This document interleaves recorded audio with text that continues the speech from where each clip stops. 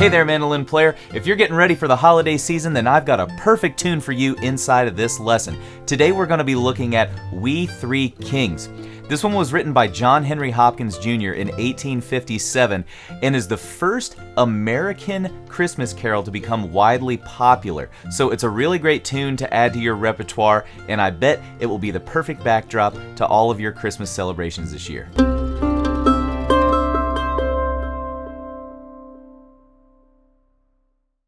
Before we dive into the lesson though, if you haven't had a chance, hit that subscribe button below and the bell notification button. That way you'll get notified whenever we upload a new lesson here to the Mandolin Secrets channel. Also, if you're interested in things like PDFs of the tab and sheet music, as well as backing tracks and access to live Q&A calls where you can ask me or Magnus Setterland any of your mandolin related questions, check out the link below in the description to Mandolin Secrets Academy. There you're going to find all of those supplemental materials to make your educational journey that much easier. Alright my friend, before we dive into learning We Three Kings, let me play a version of the tune for you at 110 beats per minute, just so you can get an idea for the form, the melody, and maybe some of the right and left hand mechanics that are going on here today.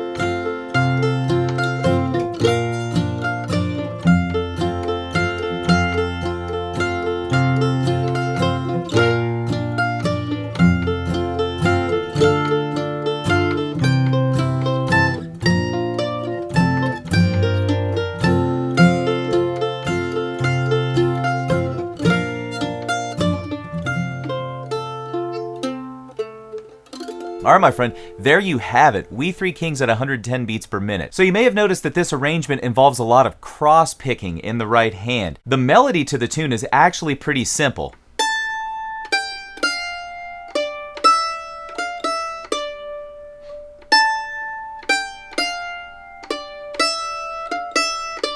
And that's great if you're singing this or playing with a band maybe or something, but today's arrangement is all about cross-picking so that we can play this as a self-contained mandolin arrangement. Let's go ahead and break this one down in some of the harder sections. There are a few interesting chord grabs that you're going to have to make here that aren't that standard, so I want to review those with you real quick. The first two measures of this tune are pretty easy, right? We're actually just kind of using the open D and A strings to give the sound or the illusion of that D minor chord, and we're playing our melody notes mostly on the E string. But when we get to measure 3, things get a little crazy. So here we go. Pretty standard, right? But now we're actually going to need to grab this double stop, this E C sharp double stop, 2nd fret of your D string and 4th fret of your A string. Now normally you would grab it with these 2 fingers, but we need an extra finger to grab a melody note on the high E string. So we'll grab it with our middle and pinky. So that's how you can do that one. You can even grab it this way too with your middle and ring if you can make that stretch. And then into this D minor shape. And don't forget, in that 4th measure there, you have to lift your finger to get an open D string. This is what we call an escape note in the business, right? So an escape note is an open string that allows us to take our hands off of the fingerboard and reshift it into a new position, which is exactly what we need for measures 5 and 6 of this tune. So measure 4 into the next measure looks like this.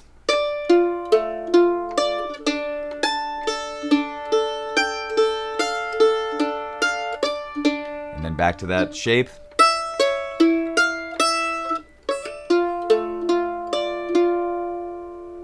And from here, we actually get into some pretty nasty chord grabs in the left hand. If you're not used to barring with some of your fingers, let me show you a few alternate chords that you can use here.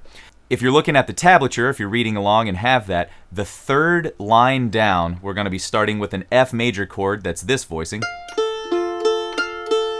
So it's just 2 F notes with an A note in the middle. And then we grab a C chord. This is the one that I choose to grab. But if that bar on your middle finger is too nasty, you can do this. know it may seem hard to jam all those fingers in that fret, but I know you can do it. And then, that's a pretty standard F grab. And if that bar is too much for you in your index finger, you can always do this. But I would suggest kind of strengthening that index finger up to get that bar going. Then we zoom all the way up the neck for 3 double stops.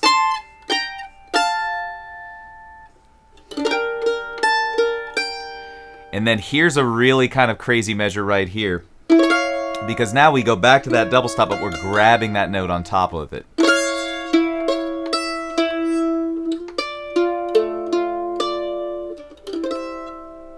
So that's how to kind of navigate some of those nasty chord changes in the A part. Let's go ahead and look at kind of the B section of this tune. And I'm going to skip ahead a few measures there because the first 8 measures of the B part are actually pretty manageable. So let's look at the last 8 measures, okay? So the last 8 measures, if you're looking at the sheet music, it's measure 25. We're starting on a D minor. And then we go back to that C chord that might be hard for some of you, so you can always use this alternate shape, right? Index, middle, ring in 2, 3, 3 frets respectively. So measure 25 again. And then a B flat chord. And then shift off of that real quick. And then down to a G minor. So those 4 measures again.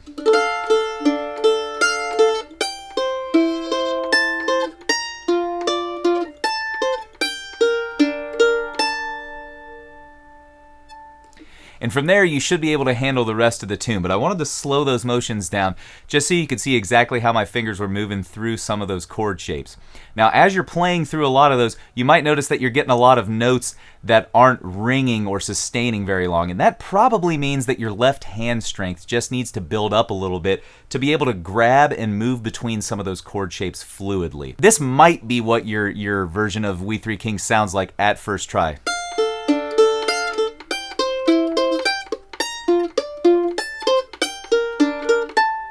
Right?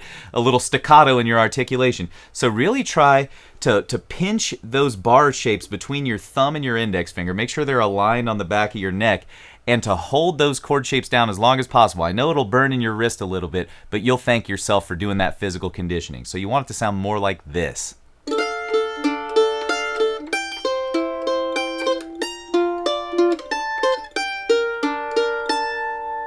I think that's enough as far as the technical aspects of this tune go. Let's go ahead and dive into a fast rendition of this tune, and then after that, we're going to cue up a slow version that you can play along with.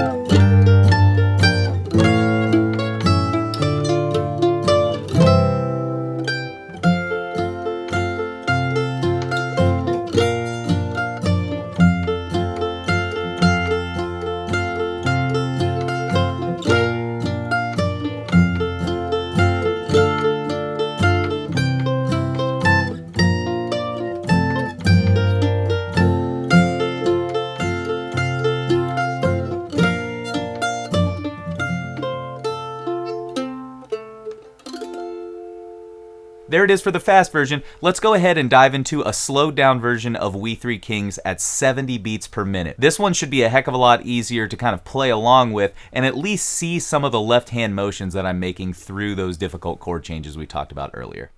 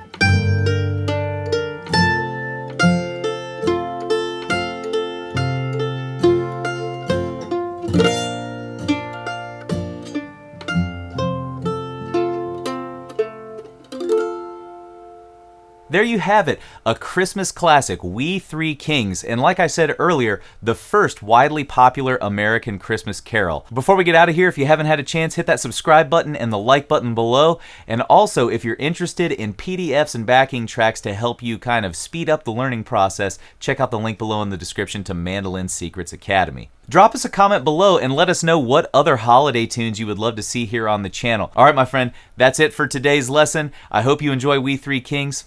Take it easy.